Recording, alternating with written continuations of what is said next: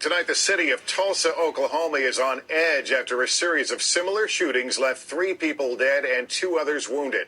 All the victims, believed to have been targeted randomly, were shot early yesterday as they stood or walked outdoors on Tulsa's north side. Police say the shootings appear to be linked, though they're being careful not to characterize the nature of the attacks.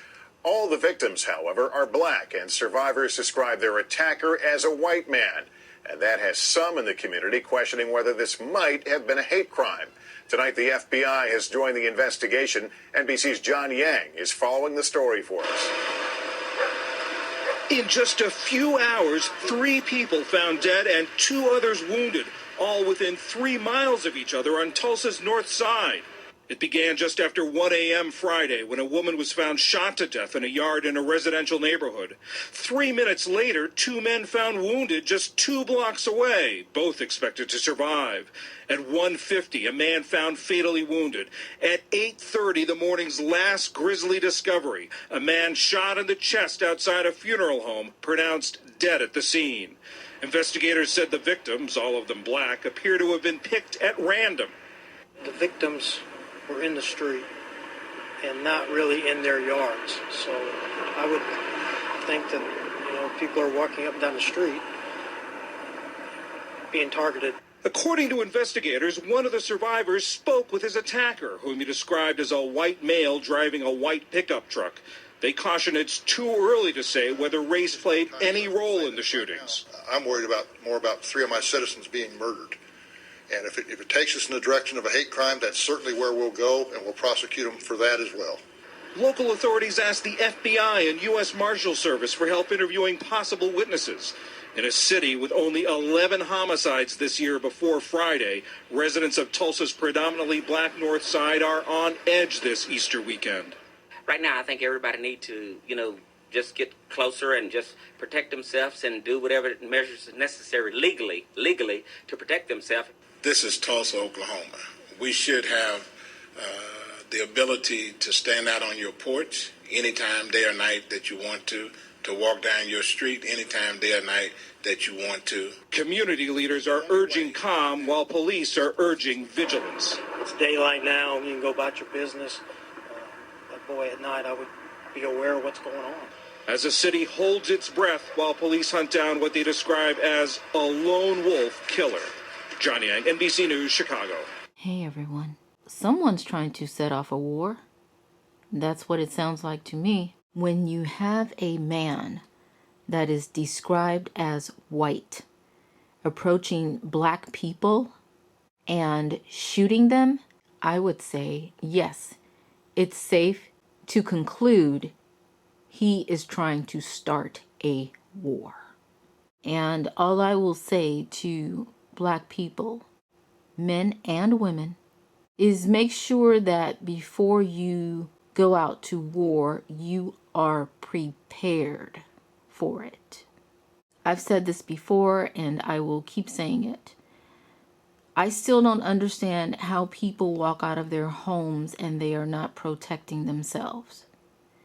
Especially in Oklahoma, where it's so easy, much easier than it is here in California to buy a gun. I just don't understand, and especially black men. I don't get how you walk around. I don't care if you're in your neighborhood or you're going to make a run to the store or whatever. You should never, ever, ever leave your homes without something to protect you. You see what's going on in this country. How can you be so stupid? When you know better, you should do better. I'm a woman. I'm a petite woman. I'm a black woman. Do you think that it would be smart of me to walk around and not have something to protect me from a potential rapist? If I decide to take a jog in a park where I know that at times women have been kidnapped and raped and even killed, do you really think that I should go and take a jog in the park without anything to protect me? Whoever this person is obviously sick. And he doesn't understand the magnitude in which this could possibly turn. Either he doesn't understand it or he just doesn't give a fuck. Because a war is really not something that most people want to get into. And that is the reason why the news anchors and even the police were so cautious not to immediately call this a hate crime. Did you guys notice that? They were very cautious. Well, we don't know. We don't know if this is a hate crime. But if it is, blah, blah, blah, blah. What about the brother who came out and said that people should protect themselves legally? Legally. He kept yelling, legally. You know what? Do you really need a law that says to you that you can only protect yourself within a certain parameter, or you have to have a particular piece of paper with you if you decide to conceal the one thing that may save your life?